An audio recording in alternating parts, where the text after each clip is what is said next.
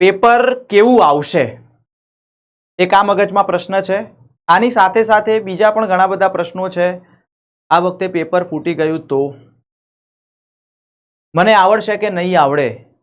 મારું સિલેક્શન ના થયું તો? ઘણા બધા પ્રશ્નો છે. અત્યારે તમારું મગજ જે છે ઘણું બધું વિચારી રહ્યું છે. એક્ઝામ છે એક દિવસ પછી, શું થશે મારું?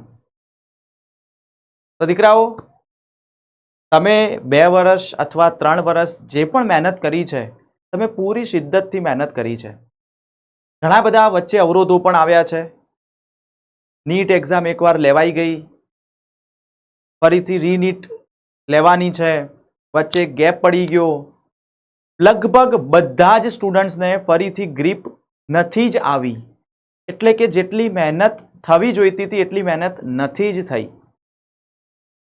તો શું તું એકલો જ ફક્ત એવું વિચારી રહ્યો છે કે મારે એકલાને જ જેટલી મહેનત થવી જોઈતી હતી એટલી ના થઈ? તો જવાબ છે ના.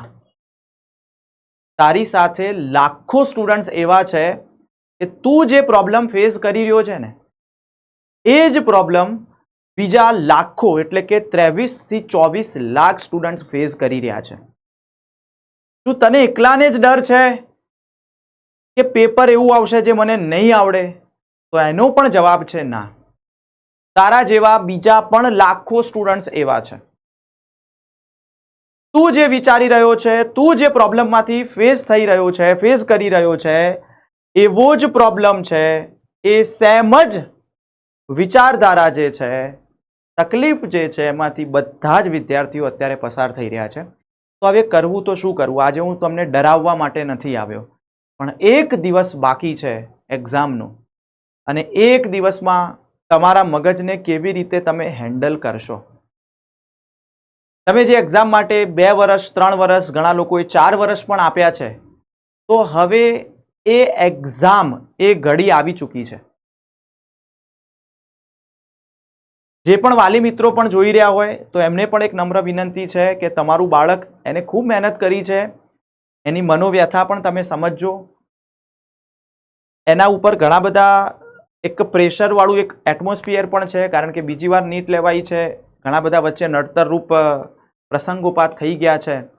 તો હવે દીકરાઓ, તમારે એક દિવસની અંદર તમે જેમ નોર્મલી તૈયારી કરો છો એ રીતે કરો. છેલ્લે શોર્ટ નોટ્સ છે, ફોર્મ્યુલા શીટ હોય, રિએક્શન હોય, મોસ્ટ ઇમ્પોર્ટન્ટ ટોપિક્સ હોય, એ બધું તમે જોઈ લો અને શાંતિથી જ એક્ઝામ આપવા માટે જજો. વધારે સ્ટ્રેસ અથવા લોડ લેતા નહીં. બધું જ સારું થશે, બધું જ સારું થશે. બીજું કંઈ વિચારતા નહીં દીકરાઓ, કંઈ જ વિચારતા નહીં. મને વિશ્વાસ છે કે તમારું પેપર સારું જવાનું છે. બરાબર, તમે જે ગોલ ધાર્યો છે એ ગોલ એચીવ થઈ જ જશે, મને વિશ્વાસ છે. તમે પણ તમારા ઉપર વિશ્વાસ રાખજો, અને જે પણ પેરેન્ટ્સ જોઈ રહ્યા છે એમને પણ કહું છું, તમારા બાળક ઉપર વિશ્વાસ રાખજો. એક્ઝામના દિવસે 2 કાં તો 3 કલાક પહેલા એકદમ ફ્રેશ રહેજો. તમે તાર વાંચવાનું મૂકી દેજો. 2 કલાક પહેલા એકદમ વાંચવાનું મૂકી દેજો. કંઈ જ કરતા નહીં દીકરાઓ. પેરેન્ટ્સ સાથે વાતો કરો, બીજી ઘણી બધી એવી વાતો કરો કે પપ્પા, આપણે એક્ઝામ પછી ક્યાંક ફરતા આવીએ, અથવા તો આ જગ્યાએ જઈએ. બરાબર, ગમે તે. ફ્રેશ થાવ. કંઈ એવી પોઝિટિવ વાતો તમારે કરવાની છે. એવી વાતો ઉપર ના જતા કે પેપર ફૂટી ગયું હશે, બધા લોકોની પાસે આવી ગયું હશે, બધાને પેપર મળી જશે તો એનું સિલેક્શન થઈ જશે, હું રહી જઈશ. એવું ના કરો બેટા, એવું ના વિચારતા. બધું જ સારું થવાનું છે. બરાબર, અને આ વખતે આપણે જાણીએ છીએ કે આપણી હોપ છે, આપણી આશા છે કે બધું સારી રીતે કન્ડક્ટ થશે. થોડું સ્ટ્રિક્ટ પણ છે. બરાબર, પેપર તમારા હાથમાં આવે, ગભરાતા નહીં. ઘરે બેસીને પેપર આપો છો એ જ રીતે આપજો. તમારું જ્ઞાન તમારી પાસે જ છે, તમારું ટેલેન્ટ તમારી પાસે જ છે. બરાબર, શાંતિથી લખજો. વધારે ઉતાવળ કરીને અથવા તો વધારે ગભરાઈ જઈ, વધારે ડરી અને ખોટો ટીક ના કરી દેતા ઉતાવળમાં. શાંતિથી તમે જે સ્ટ્રેટેજી અત્યાર સુધી અપનાવી છે, જે રીતે તમે ટેસ્ટ આપ્યા છે, જે રીતે અત્યાર સુધી તમે પેપર આપ્યા છે, એવી સ્ટ્રેટેજી ત્યાં અપનાવજો. કંઈ નવું ટ્રાય ના કરતા.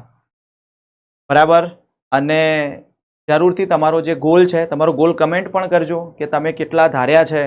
કે 720માંથી સર મારા 500 માર્ક્સ મેં ધાર્યા છે, અથવા 550 ધાર્યા છે, અથવા બાયોલોજીમાં 360માંથી 360 ધાર્યા છે.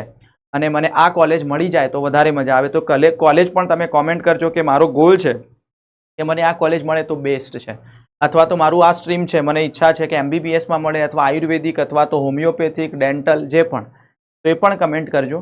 પણ દીકરા, મને તમારા ઉપર વિશ્વાસ છે કે તમારું રિઝલ્ટ બેસ્ટ આવવાનું છે.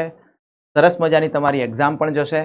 જરૂરથી આપણે બેટા મળીશું, પેપર સોલ્યુશન પણ કરીશું. દરેકે દરેક વિદ્યાર્થીઓને બેસ્ટ ઓફ લક. મારા ગુજરાતના દરેકે દરેક તેજસ્વી તારલાઓ અને ભવિષ્યના ડૉક્ટરોને બેસ્ટ ઓફ લક, અને મચાવીને જ આવવાનું થાય છે.